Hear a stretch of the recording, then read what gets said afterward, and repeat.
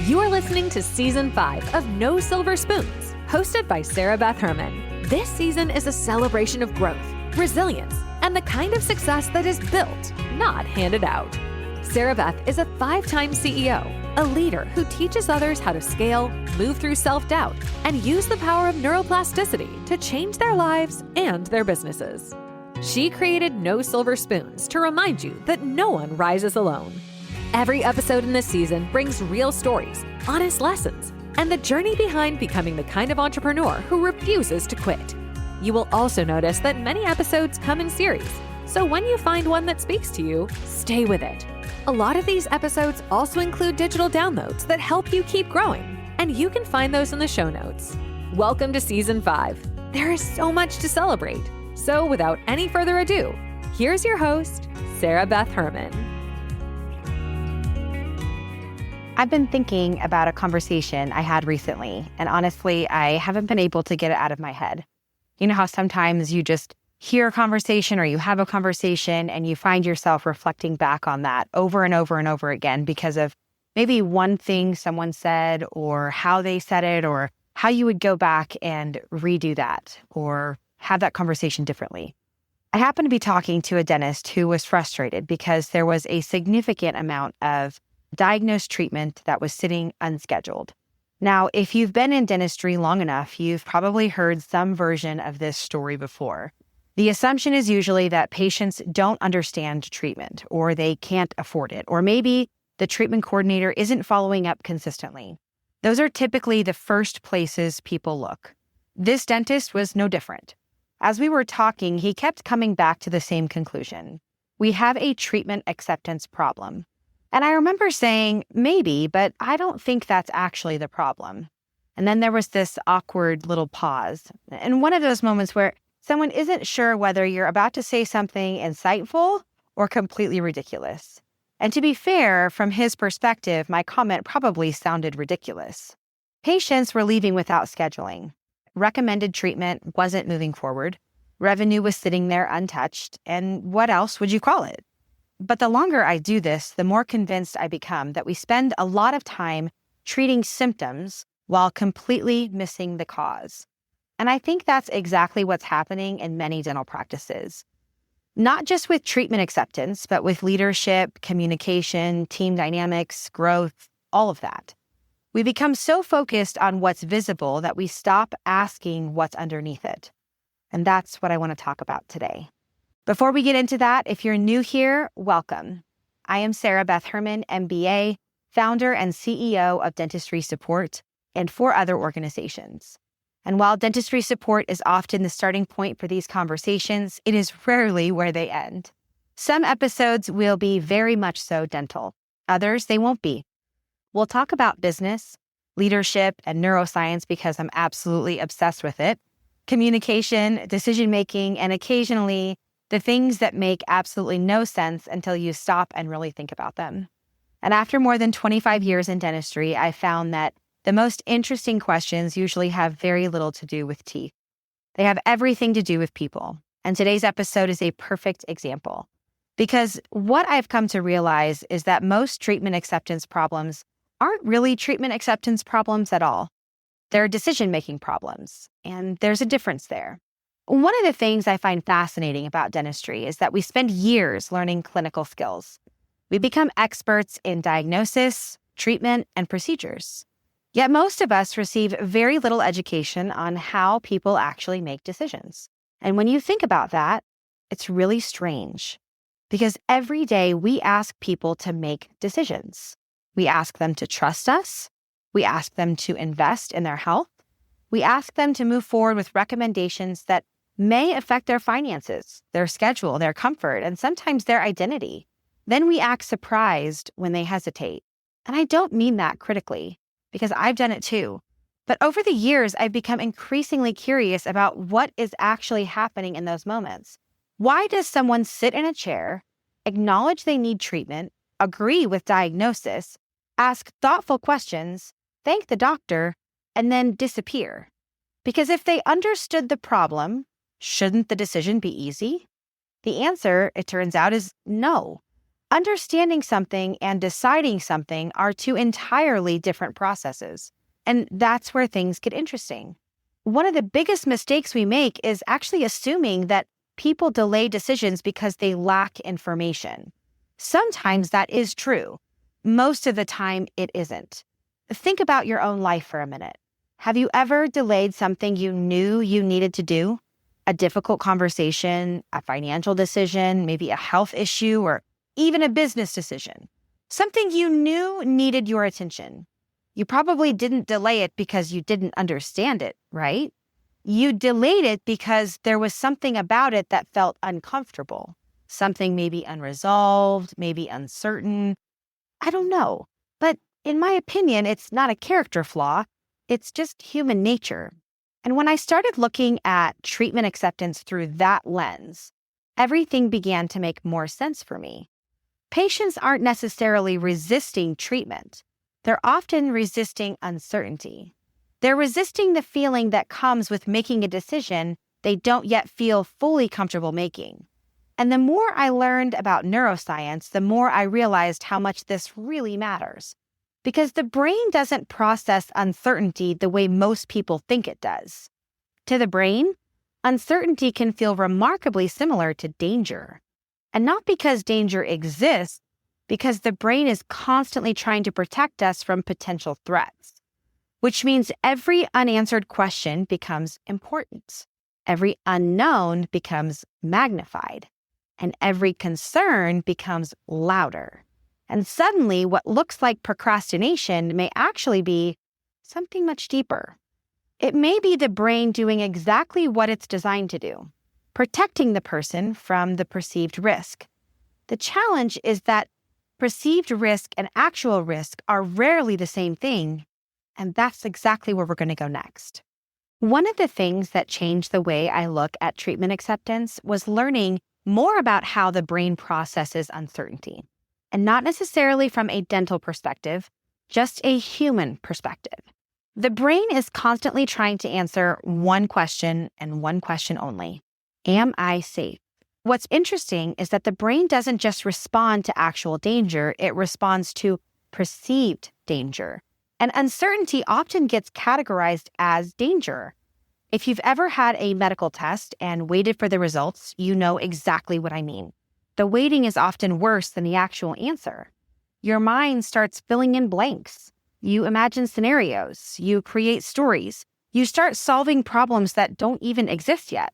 Patients do the same thing. A dentist may see a straightforward treatment plan. The patient sees unanswered questions. The dentist sees a crown. The patient sees a bill. The dentist sees an implant.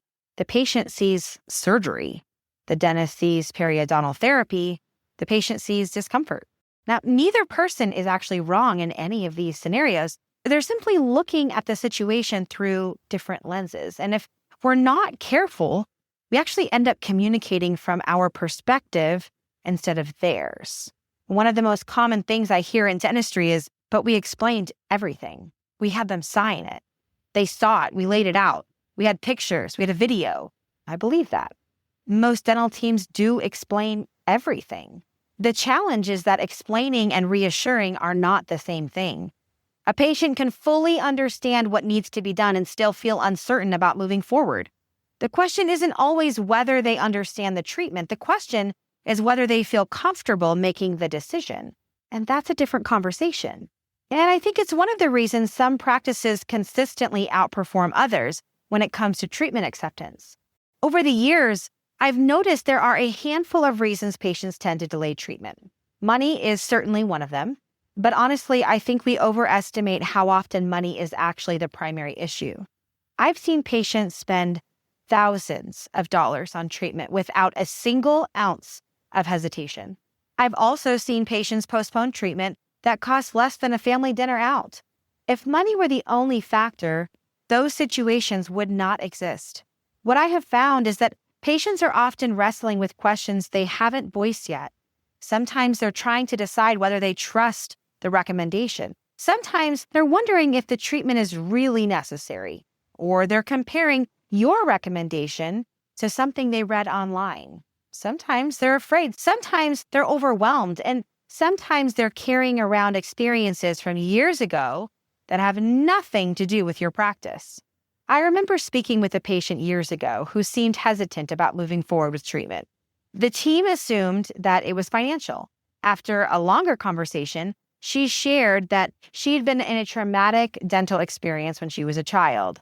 And that included her being papoosed. That included her not being able to move and wishing her parents were there, not knowing what to do.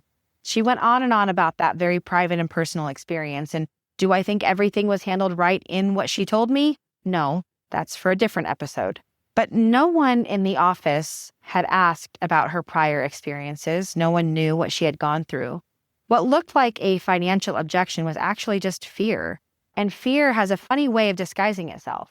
It rarely announces itself directly, and people don't usually walk into a practice and say, hey, I'd love to schedule this treatment, but my nervous system is trying to protect me right now. Instead, it sounds something like, I'll think about it. This is where the conversation gets bigger for me, because the more I've studied decision-making, the more I've realized that this isn't just a treatment acceptance issue. It's a leadership issue. It's a business issue. It's a human issue. Think about how often we do the same thing. How many decisions have you delayed, not because you lacked information, but because something felt unresolved? Maybe it was hiring someone. Maybe it was ending a partnership. Maybe it was launching a business or making an investment or having a difficult conversation or something along those lines. Most of us aren't waiting for more information. We are waiting for certainty. The problem is that certainty rarely just arrives. At some point, we have to move forward before we have all of the answers. And I think that's one of the greatest challenges of leadership. Learning how to make thoughtful decisions without demanding perfect certainty first. The same thing applies to patients. They're trying to make the best decision they can with the information they have. The more we understand that, the more empathy we bring to the conversation. The practices that consistently excel in treatment acceptance don't seem obsessed with closing patients. They're focused on helping patients feel comfortable enough to make a decision, and I think there is a difference there. When you listen to the conversations, you notice something. They're not rushing, they're actually curious. They're listening to what's going on. They're paying attention to what's being said and what's not being said. They're looking for concern behind the concern. The hesitation behind the hesitation, the question behind the question. Because often what a patient says isn't the real issue, it's the clue that leads you to the real issue. And I found that some of the strongest treatment coordinators aren't necessarily the best communicators. They're actually the best listeners. And those are very different skills. A great communicator knows what to say. A great listener knows what needs to be heard. And I believe that my next podcast episode, it's already in the works, is something you're going to want to listen to. And it's a lot about emotional intelligence and understanding what that means when you are hiring someone or when you are coaching someone. It's going to go a long ways, especially after you've listened to this episode. One thing that I've become increasingly convinced of over the years is that people want to be understood before they want to be advised. I see this in dentistry, in business, in leadership. I see it in everyday life. When people feel understood, resistance tends to decrease.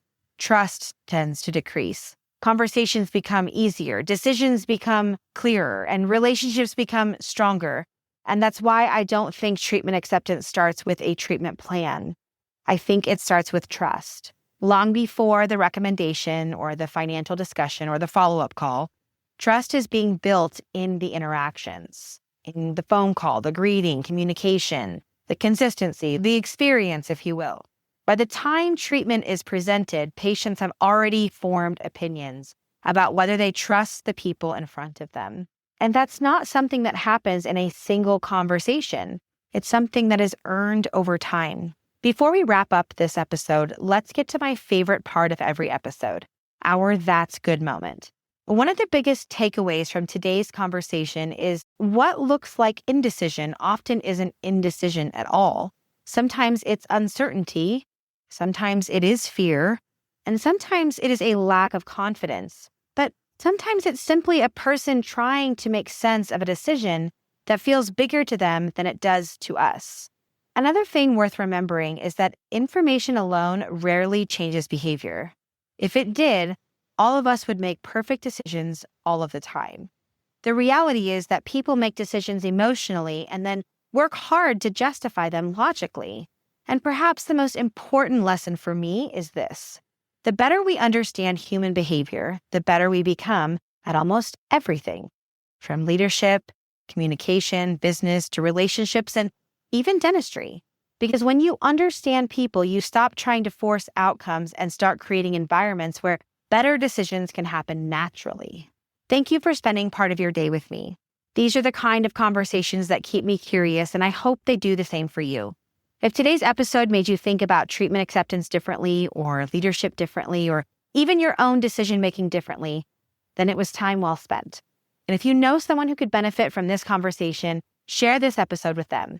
And be sure to tune in next week. I'm talking all about emotional intelligence. And even if you've learned everything you could possibly learn about that, I think you're going to find some things very interesting. And lastly, we offer free training every week at dentistrysupport.com/free training, and also at sarahbethherman.com/free training. I would love to chat more with you every week. So please tune in every Monday at 5 a.m. Pacific Standard Time when we release brand new episodes. As always, thank you for listening. I am Sarah Beth Herman, and I'll catch you on the next episode. Thank you for joining today's episode of No Silver Spoons with your host, Sarah Beth Herman. If this conversation gave you something real to take into your life or your work, stay connected by following the show, rating, and subscribing. You can learn more about Sarah Beth's work in the dental industry at dentistrysupport.com, where she leads a global virtual support company that has changed the way practices run their operations. You can also connect with her on her Instagram at mentor.sbh to follow her leadership teachings, her story, and the behind the scenes of a 5-time CEO who has dedicated nearly 25 years to helping teams grow. Many episodes on this season come with great digital downloads that you can find in the show notes. And if you feel inspired to be a guest or share your own journey, there's a link there as well. Thank you for being part of Season 5. Your growth matters here.